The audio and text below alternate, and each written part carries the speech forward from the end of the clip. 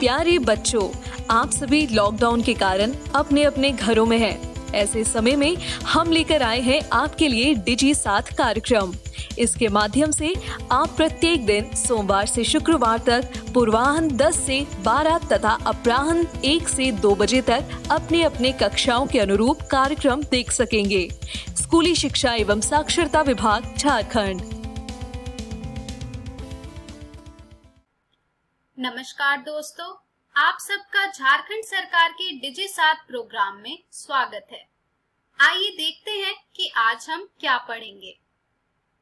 तो दोस्तों, हम एपिसोड की शुरुआत में 9वीं कक्षा में पढ़ेंगे हिंदी का अध्याय कैदी और कोकिला। हम इस अध्याय का दूसरा भाग देखेंगे आज। इसी प्रकार से 11वीं कक्षा में हम पढ़ेंगे बायोलॉजी का अध्याय पुष्पी पादपों का शारीर। हम इस अध्याय का पहला भाग देखेंगे आज और साथ ही इन पर आधारित कुछ प्रश्नों को भी जानेंगे। तो चलिए शुरू करते हैं हम अपना प्रोग्राम डिजी साथ। अब पढ़ाई नहीं रुकेगी। नमस्कार विद्यार्थियों, आज हम माखन लाल चतुर्वेदी द्वारा लिखित कविता कैदी और कोकिला को पढ़ने वाले हैं और उसका अर्थ जानने वाले हैं। तो आइए जानते हैं इस वीडियो के विषय बिंदु। इस वीडियो के विषय बिंदु हैं कि आज हम सबसे पहले कैदी और कोकिला का प्रसंग जानेंगे कि इससे पहले जो हमने कविता का अंश पढ़ा उसमें कवि ने क्या कुछ कहा, और फिर इस अंश में हम क्या पढ़ेंगे, इसका वर्णन करेंगे और प्रसंग जानने के बाद कविता की व्याख्या करेंगे तो और ज्यादा सरल हो जाएगा हमारे लिए। तो हम कविता की व्याख्या भी इस वीडियो में करेंगे। तो आइए विद्यार्थियों शुरू करते हैं। कविता में कवि ने देश के प्रति चिंता प्रकट की है। इससे पहले हमने जाना कि स्वतंत्रता सेनानियों को किस प्रकार जेल में बंद कर दिया जाता था और कवि भी उनमें से एक। जब कवि आधी रात में कोयल की दर्द भरी आवाज सुनता है तो उसके मन में देश के प्रति चिंता जागृत हो जाती है, जिसका वर्णन कवि ने इस अंश में किया है, जिसका अध्ययन हम करने वाले हैं। कोयल के दर्द के कारण का अनुमान कवि लगाने का प्रयास करता है। वह जानना चाहता है कोयल क्यों दुखी है, आज उसकी आवाज इतनी विचित्र क्यों है, यह कवि जानना चाहता है और वह इसके लिए तरह तरह के अनुमान और अटकलें लगाता है। तो आइए विद्यार्थियों जानते हैं उस कविता का अर्थ। अर्थ जानने से पहले कुछ कठिन शब्दों के अर्थ जानना स्वाभाविक है। सबसे पहला शब्द है हुक पड़ी। हुक पड़ी का अर्थ होता है चीख पड़ी। वेदना का अर्थ होता है दर्द। मृदुल वैभव का अर्थ होता है सुंदर धन दौलत। आइए विद्यार्थियों अब इस अंश का अर्थ जानते हैं। कवि कहता है कि क्यों हुक पड़ी, क्यों चिल्ला रही हो, क्यों चीख रही हो, वेदना बोझ वाली सी, और इस आवाज में तुम्हारी एक वेदना दिख रही है, वेदना का बोझ दिख रहा है। वह कोयल से प्रश्न कर रहा है, वो कह रहा है कोकिल कुछ तो बोलो, मुझे बताओ कि क्या किसी ने कुछ लूटा है तुमसे। आगे वह कहता है कि जो ब्रिटिश राज है वह बहुत ही छलकपटी बुद्धि वाला है। वह क्या कर रहा है, उसने क्या तुमसे कुछ लूट लिया है कि तुम मृदुल वैभव की रखवाली हो। ईश्वर ने तुम्हें मधुर आवाज वरदान स्वरूप दिया है। क्या ब्रिटिश राज ने मृदुल आवाज छीनने का प्रयास किया है? हे कोयल कुछ तो बोलो। आइए विद्यार्थियों अब हम अगली पंक्ति का अर्थ जानते हैं। अगली पंक्ति है क्या हुई बावली, अर्धरात्रि को चीखी, कोकिल बोलो तो, किस दावा नल की ज्वालाएं हैं दिखी, कोकिल बोलो तो। यहाँ पर बावली का अर्थ है पागल, दावानल का अर्थ है जंगल की आग। जंगल में जब अपने आप आग लग जाती है तो उसे दावानल कहते हैं। ज्वालाएं का अर्थ है आग की लपटें। आइए विद्यार्थियों अब इन पंक्तियों का अर्थ जानते हैं। क्यों हुई बावली, अर्धरात्रि को चीखी। कवि यहाँ पर कह रहा है कि हे कोयल, तेरी इस दर्द भरी आवाज का क्या कारण है, तू इस आधी रात में क्यों चीख रही है। हे कोयल बता, क्या कोई अनहोनी मेरे देश में हो गई है।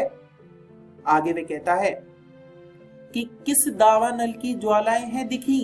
क्या जो ब्रिटिश सरकार है उसने फिर कुछ ऐसा कर दिया है जिससे देश में अशांति का वातावरण है, देश में सभी दुखी हैं? क्या कुछ ऐसा हो गया है? और हो गया है तो हे कोकिल मुझे वह बता दो। यहाँ पर कवि ने ब्रिटिश सरकार की दमनकारी नीतियों पर व्यंग करते हुए अपनी विवशता प्रकट की है कि वह जेल में है। कवि दुखी है कि वह तो जेल में है, वह अपने देश के लिए क्या करना चाहता था और क्या हो गया, उसे जेल में बंद कर दिया गया। ना तो वो यहाँ पर किसी से कुछ कह सकता है और ना ही वह जी सकता है। वह अपने देश के लिए कुछ भी नहीं कर पा रहा, वह विवश है, वह दुखी है। इसीलिए वह कोयल से पूछ रहा है कि कोयल मुझे मेरे देश का हाल बता दो। आगे कवि कहता है, क्या देख न सकती जंजीरों का गहना, हथकड़ियां क्यों यह ब्रिटिश राज का गहना, कोहलू का चर्रक चूं जीवन की तान, गिट्टी पर उंगलियों ने लिखे गान, हूं मोट खींचता लगा पेट पर जुआ, खाली करता हूं ब्रिटिश अकड़ का कुआं। यहाँ पर चर्रक चूं, जब कोहलू चलता है तो उसमें से एक आवाज आती है, उसको यहाँ पर कहा गया है चर्रक चूं। और गिट्टी का अर्थ होता है छोटा पत्थर, और मोट का अर्थ होता है चमड़े से बना हुआ एक बड़ा पात्र जो कि कवि के पेट पर लगा हुआ है, जो कवि धारण किए हुए है। आइए विद्यार्थियों अब इन पंक्तियों का अर्थ जानते हैं। कवि अब और अनुमान लगाता है। वे कहता है कि क्या तुम मेरे हाथों में जंजीरों का ये गहना नहीं देख सकती? अरे घबराने की कोई बात नहीं है, ये कोई हथकड़ियां नहीं हैं, ये कोई सजा देने के लिए, मुझे बांध के रखने के लिए नहीं है, बल्कि ये तो ब्रिटिश राज का गहना है। क्योंकि ब्रिटिश राज जो है वह स्वतंत्रता सेनानियों से डर गई है और उसने क्या किया है, उसने हम सबको कैद कर दिया है। आगे वे कहता है कि कोहलू का चर्रकचू जीवन की तान, और ये जो कोहलू में हमें जोता जाता है तो ये कोई दुख का विषय नहीं है, यह तो मेरे जीवन की तान बन गई है। और साथ ही उस तान के लिए मैं जो पत्थर तोड़ता हूँ और उससे जो आवाज उत्पन्न होती है उसके स्वरूप में उंगलियों से गान लिख रहा हूँ, गिट्टियों पर उंगलियों से गान लिख रहा हूँ, गाने लिख रहा हूँ। यहाँ पर ब्रिटिश राज के जो अत्याचार में छुपी हुई कमजोरी है उसको दिखाया है। वे कहता है हूँ मोट खींचता लगा पेट पर जुआ। वे कहता है कि मेरे पेट पर अब जुआ लगा हुआ है और मैं मोट खींच रहा हूँ, और इससे क्या करता हूँ मैं ब्रिटिश राज के अकड़ का कुआं खाली करता हूँ। मैं सब्र करे बैठा हूँ और मैं देखना चाहता हूँ कि ब्रिटिश राज कब तक हम पर अत्याचार करेगी और कब तक हमारे देश को स्वतंत्र नहीं करेगी। आगे कवि कहता है, दिन में करुणा क्यों जागे रुलाने वाली, इसलिए रात में गजब ढा रही आली, इस शांत समय में अंधकार को वेद रो रही क्यों हो, कोकिल बोलो तो चुपचाप मधुर विद्रोह बीज इस भांति बो रही क्यों हो, कोकिल बोलो तो।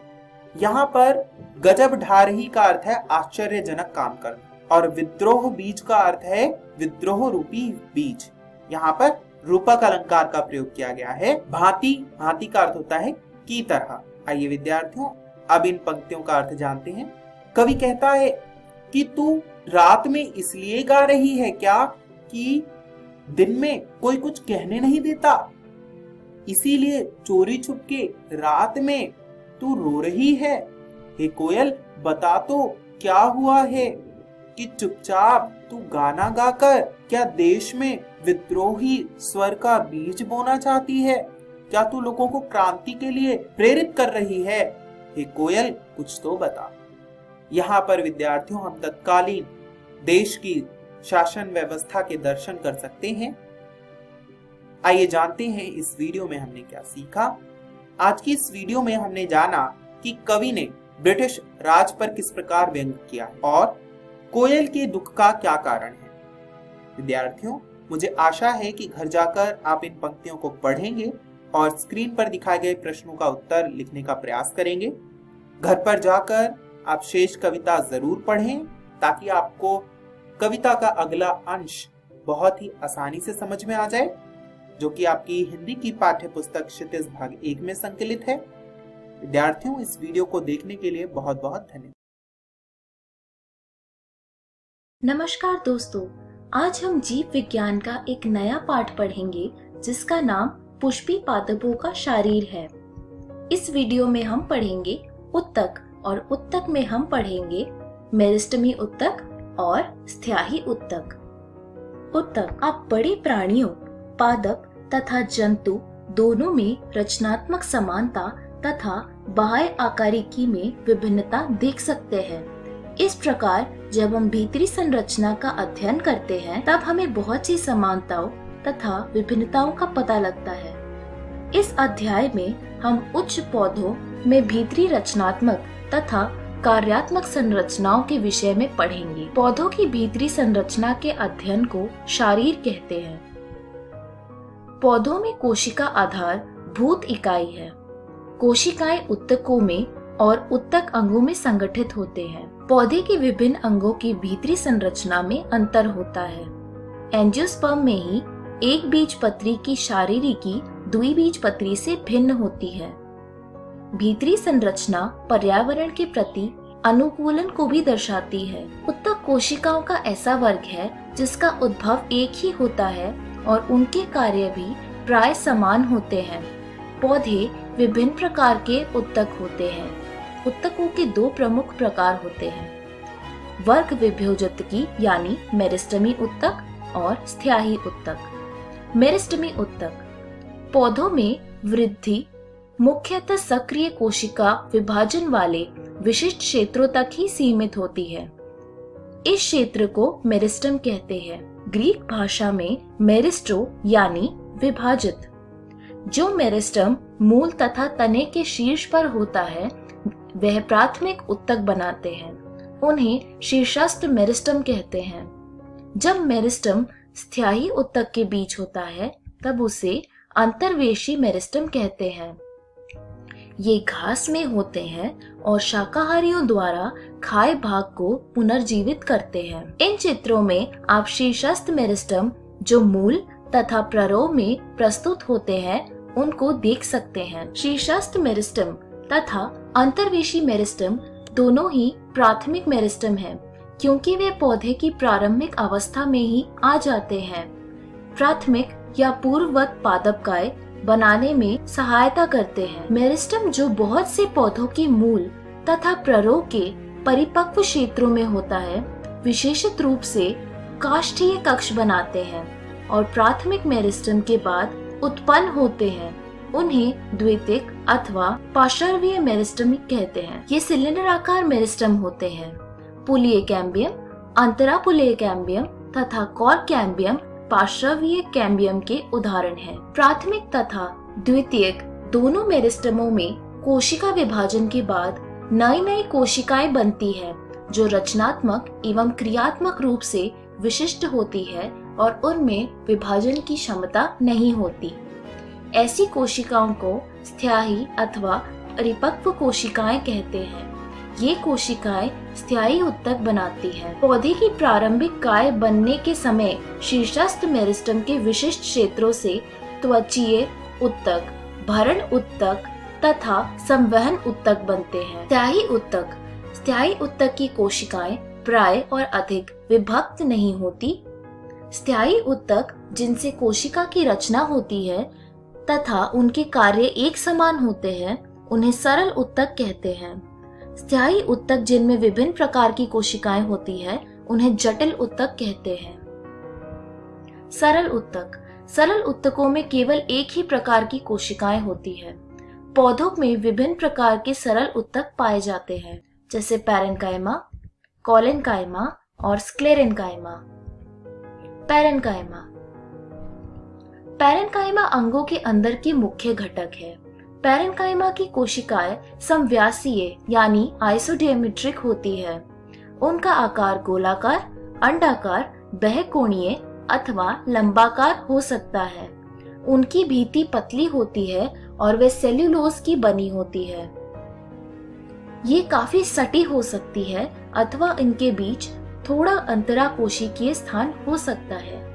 पैरेन्काइमा के बहुत से कार्य हैं, जैसे प्रकाश संश्लेषण, संचयन, स्राव संपन्न। आप इस चित्र में अंतराकोशिकीय स्थान देख सकते हैं जो पैरेन्काइमा में होती है। कॉलेनकाइमा। कॉलेनकाइमा प्राय द्विबीजपत्री पौधों की बाह्य त्वचा के नीचे होती है। इनकी कोशिकाओं की भित्ति पतली होती है, लेकिन इनके कोनों पर सेल्यूलोज, हेमीसेल्यूलोज तथा पैक्टिन जमा होता है, इसलिए इनके कोने मोटे होते हैं।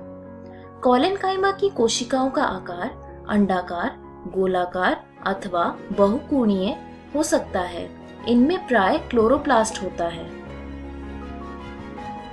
इनकी कोशिकाओं में जब क्लोरोप्लास्ट स्थित होता है, तब वे भोजन का स्वांगीकरणी भी बन सकते हैं। इनमें अंतरकोशिकीय स्थान नहीं होता। ये पौधों की वृद्धि हो रहे भागों जैसे शैशव तना तथा पत्ती का वृत्त को यांत्रिक सहारा प्रदान करती है। स्क्लेरेनकाइमा। स्क्लेरेनकाइमा में लंबी संकरी कोशिकाएं होती है। इन कोशिकाओं की भित्ति मोटी तथा लिग्निनी होती है। इसकी भित्ति पर कुछ अथवा अधिक गर्त स्थित होते हैं। अधिकांशतः ये मृत होते हैं और इनमें प्रोटोप्लास्ट नहीं होता। आकार रचना, उद्भव तथा विकास में विभिन्नता होने के आधार पर स्क्लेरेनकाइमा तंतुमयी अथवा स्क्लेरिडी होती है। तंत मोटी भित्ति वाले लंबे तथा नुकीले मत कोशिकाएं होती है। ये प्राय पौधों के विभिन्न भागों के समूह के रूप में पाए जाते हैं। स्क्लेरिड के आकार गोलाकार, अंडाकार अथवा सिलेंडर आकार होता है। ये बहुत अधिक मोटे तथा मृत स्क्लेरेनकाइमी कोशिकाओं से बने होते हैं, जिनकी गुहिका बहुत संकरी होती है। ये प्राय गिरीदार फलों के फल भित्ति की कोशिकाओं, फलों जैसे अमरूद, नाशपाती तथा चीकू के गुदे तथा लेग्यूम के बीजावरण तथा चाय की पत्तियों में पाए जाते हैं। स्क्लेरेनकाइमा पौधों को यांत्रिक सहारा देता है। जटिल उत्तक। जटिल उत्तक में एक से अधिक प्रकार की कोशिकाएं होती है। ये मिलकर एक नई इकाई की तरह कार्य करती है। जाइलम तथा फ्लोएम जटिल उत्तक का उदाहरण है। जाइलम मूल से पानी तथा खनिज लवण को तने तथा पत्तियों तक पहुंचाने के लिए एक संवहन उत्तक की तरह कार्य करता है। ये पौधों के अंगों को यांत्रिक सहारा भी देता है। ये 4 तत्वों से मिलकर बना है। वाहिनिकी यानी ट्रैकीड, वाहिका, जाइलम तंतु और जाइलम पैरेन्काइमा। वाहिनिकी यानी ट्रैकीड। वाहिनिकी लंबी अथवा नलिकाकार कोशिका है। इसकी कोशिका की भित्ति मोटी तथा लिग्निनी होती है और गुहिका शुंडाकार होती है। ये मृत तथा प्रोटोप्लाज्म विहीन होता है। इसकी कोशिका की भीतरी भित्ति की सतह मोटी होती है, जिनकी आकृति विभिन्न होती है।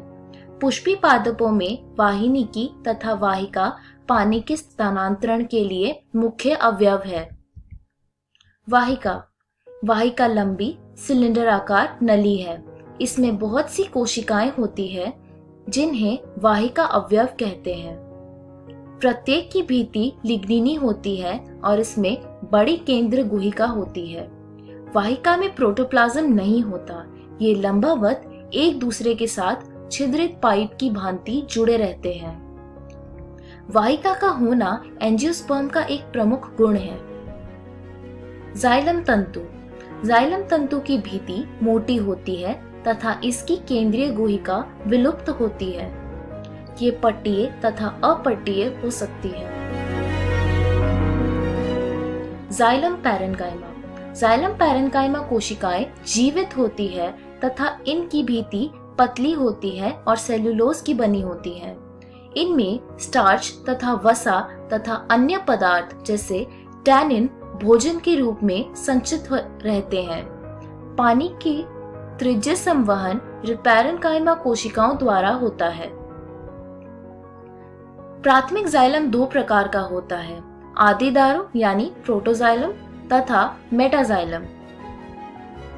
सबसे पहले बनने वाले जाइलम को प्रोटोजाइलम तथा बाद में बनने वाले जाइलम को मेटाजाइलम कहते हैं। तने में प्रोटोप्लाज्म केंद्र यानी पित्त की ओर तथा मेटाजाइलम परिधि की ओर होता है। इस प्रकार के जाइलम को मध्यादिदारुक कहते हैं। मूल में प्रोटोजाइलम परिधि की ओर होते हैं और मेटाजाइलम केंद्र यानी पित्त की ओर होते हैं। इस प्रकार के जाइलम को बाह्य आदिदारुक कहते हैं। फ्लोएम प्राय भोजन को पत्तियों से पौधे के अन्य भागों तक पहुंचाता है। एंजियोस्पर्म में स्थित फ्लोएम 5 तत्वों से मिलकर बनता है। चालनी नलिकाएं, तत्व, सहचर कोशिकाएं, फ्लोएम पैरेन्काइमा और फ्लोएम तंतु। फ्लोएम कुछ इस तरह का दिखता है। चालनी नलिकाएं, जिम्नोस्पर्म में एल्ब्यूमिनी कोशिकाएं होती हैं। चालनी नलिका तत्व लंबे नलिका की तरह की संरचना, लंबवत तथा सहचर कोशिकाओं से जुड़ी हुई होती है।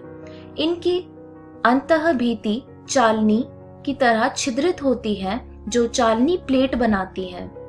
एक परिपक्व चालनी तत्व में परिधीय साइटोप्लाज्म तथा बड़ी रसधानी होती है, लेकिन इसमें केंद्रक नहीं होता।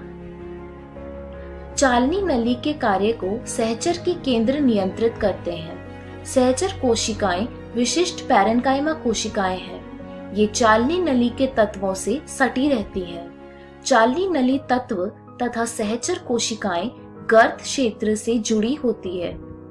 ये क्षेत्र अनुदैर्घ्य भित्तियों के बीच में होते हैं।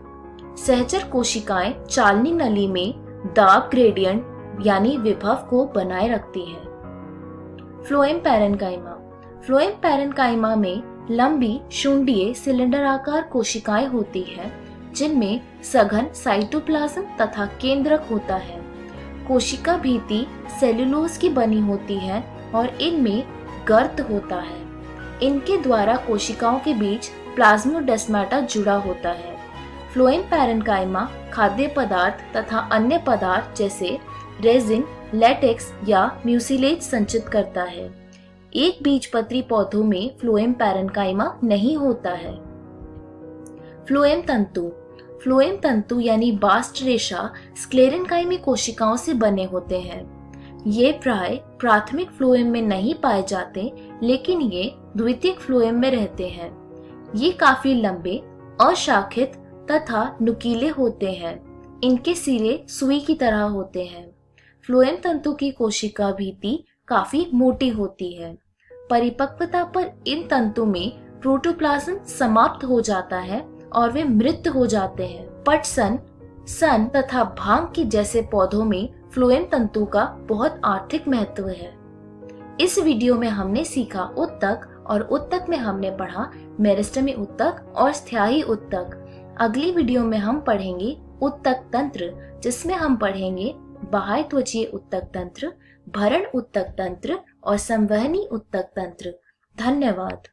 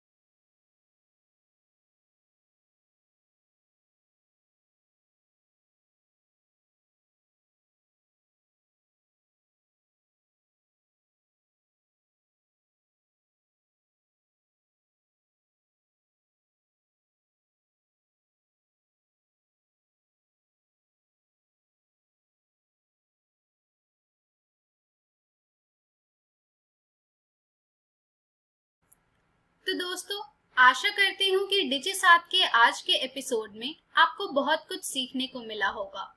आइए देखते हैं कि आज हमने क्या पढ़ा। तो आज हमने 9वीं कक्षा में पढ़ा हिंदी का अध्याय कैदी और कोकिला, साथ ही 11वीं कक्षा में हमने पढ़ा बायोलॉजी का अध्याय पुष्पी पादपों का शरीर। आइए अब देखते हैं कि हम कल क्या पढ़ेंगे। तो हम कल 9वीं कक्षा में पढ़ेंगे इंग्लिश का चैप्टर द लिटिल गर्ल। साथ ही 11वीं कक्षा में हम पढ़ेंगे इंग्लिश का chapter discovering truth the saga continues.